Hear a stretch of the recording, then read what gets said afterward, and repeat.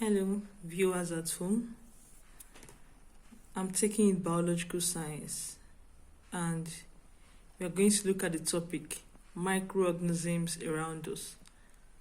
Listen carefully and make sure you note things down.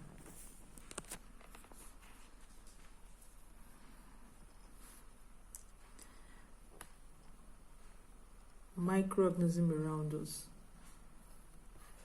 At the end of the class, I hope you learners should be able to define microorganisms and you should also know the different types of microorganisms.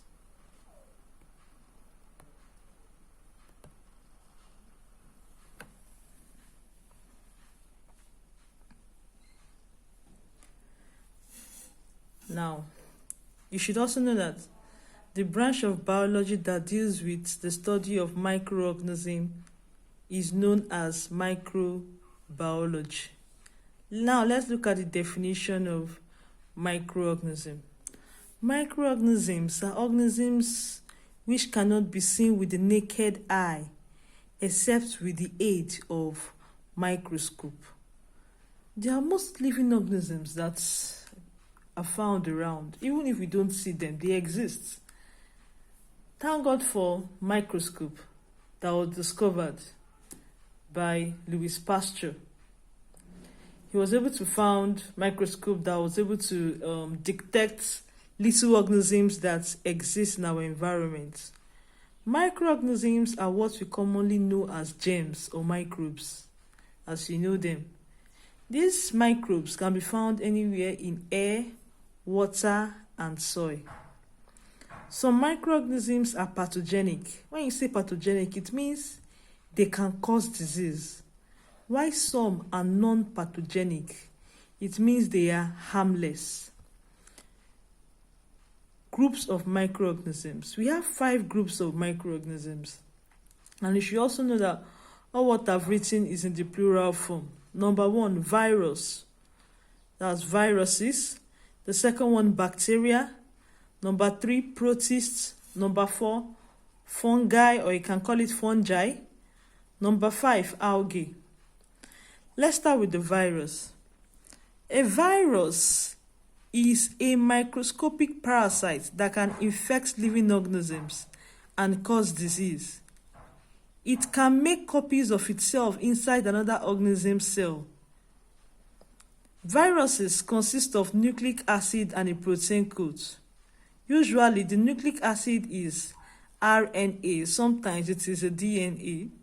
What this is trying to say that the viruses, which is the microscopic parasites, can exist as a living and also as a non-living thing. It exists as a non-living thing when it's outside the living cell, but it exists as a living thing when it's inside the blood or inside the fluid or any liquid parts of the hosts. And like I said earlier, I said the viruses consist of nucleic acid. Nucleic acid are organelles, are parts of cell organelles that carries material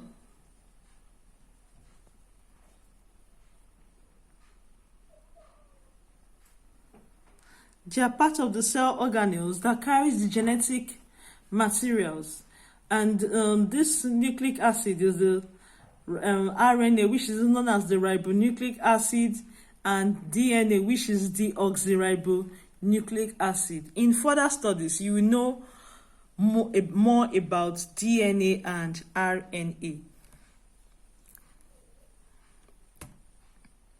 A virus is too small to be seen with ordinary microscope and is able to multiply only within the living cells of a host. Examples of viruses. We have the coronavirus. Look at the coronavirus.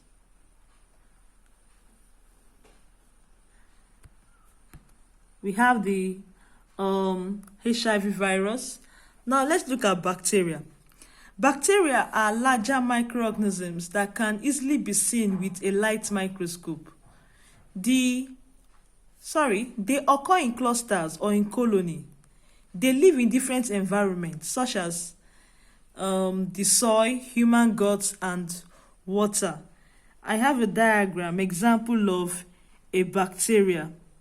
These bacteria are microorganisms, but they are quite larger or more larger than the viruses. So, a few criteria are used to classify bacteria.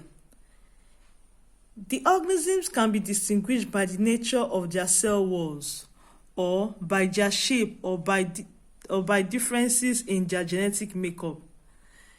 There is a method which is used to identify bacteria by the composition of their cell wall. This method is known as Gram-Stain method. Types of bacteria. Bacteria are grouped into two major types. These are the first one is bacteria on the basis of the use of oxygen. On the basis of the use of oxygen, we can group bacteria into three different groups. The first one is aerobic bacteria. These are bacteria that require oxygen for their respiration. Anaerobic bacteria. These are bacteria which do not require oxygen for their respiration. And the third type is facultative bacteria. These are bacteria that can live under aerobic and anaerobic conditions. The second way or method in which we can group bacteria is based on their shape. This is the most popular form of grouping bacteria. The first one is number 1, cocci, singularly known as coccus. Coccus is a bacterium that has a spherical, ovoid, or generally round shape. These bacteria are round in shape. Some are disc shape. Many species of bacteria have different arrangements that are useful in identification. Pairs of cocci are called diplococci. That is, if it's two, it's called diplococci. If they are in rows in chain, they are called streptococci. If they are in clusters, just like grape-like clusters, they are called staphylococci.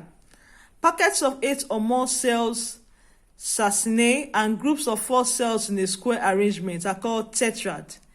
These characteristic grouping occur as a result of variation, that is differences in the reproduction process in bacteria. Now look at the diagram of the arrangement of bacteria. Coccus 1, Diplococcus. Diplococcus means two. Staphylococcus, clusters, grape-like clusters, Staphylococcus. Then Streptococcus, this one is in a chain-like, linear chain-like. Then we have sacinae and we have tetrads. Tetrad means in 4. So these are different arrangements of cocci bacteria. Diseases caused by cocci bacteria include strep throat, that's your sore throat, pneumonia, otitis media, meningitis, food poisoning, and different forms of skin diseases. The second group of bacteria, Bacillus. Bacillus is a rod-shaped aerobic or anaerobic bacteria. It's mainly found in soil and in water.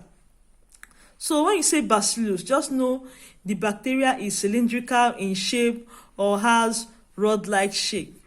Different diseases that are caused by Bacillus include anthrax, bone infection, ear infection. This example I'm showing you is a very good example of Bacillus, a rod-shaped bacterium. The third type of bacterium is sporochates.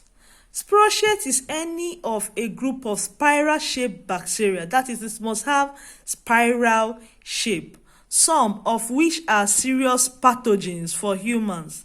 That is, they cause diseases in humans.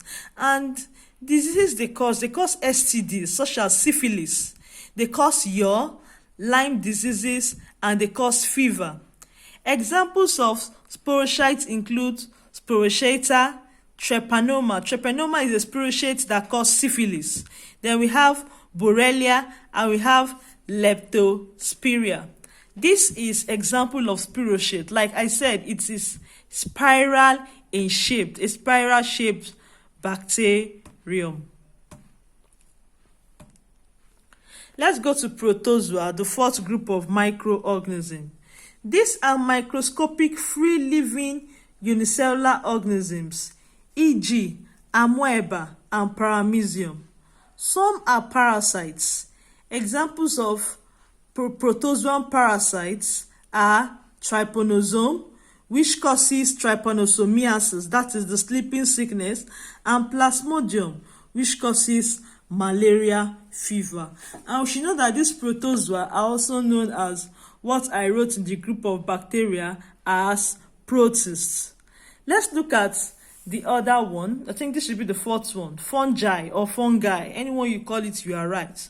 Fungi are saprophytic or parasitic non-green plants. These saprophytic fungi are beneficial, e.g. mushroom. Saprophytic fungi are those fungi which derive their food from dead organic matter. Another examples is the rhizopus, mucor, aspergillus, penicillium, etc. And we also have parasitic fungi apart from saprophytic fungi. Parasitic fungi cause different kinds of diseases. Example, they cause Puccinia triticina, which cause wheat leaf rust. Now, the last but not the least, we have the algae. What are the algae? Algae are microscopic green plants. They are mostly aquatic, that is, they live in water.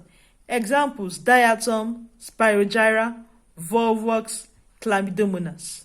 Now, these algae, you can see them in moist areas. For example, if you stay in your house close to where you have your tap and the place is slimy, it's green like it's slimy, you can find algae or spirogyra in such an environment. Now, let's answer the following classwork. Number 1, define microorganisms. Number 2, what is a virus and give one example of virus.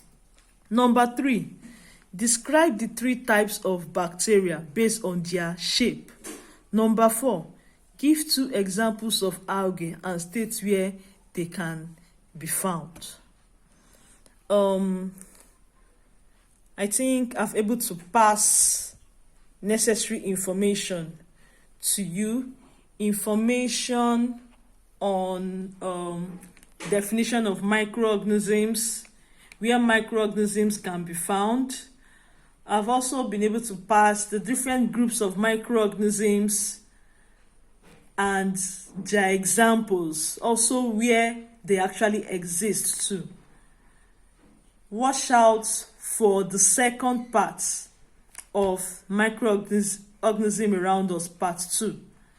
In this part, we are going to look at the following subtopics: what is culturing, how to prepare culture solution, how to identify microorganisms, and carriers of microorganisms. Have a wonderful day. Thank you, viewers.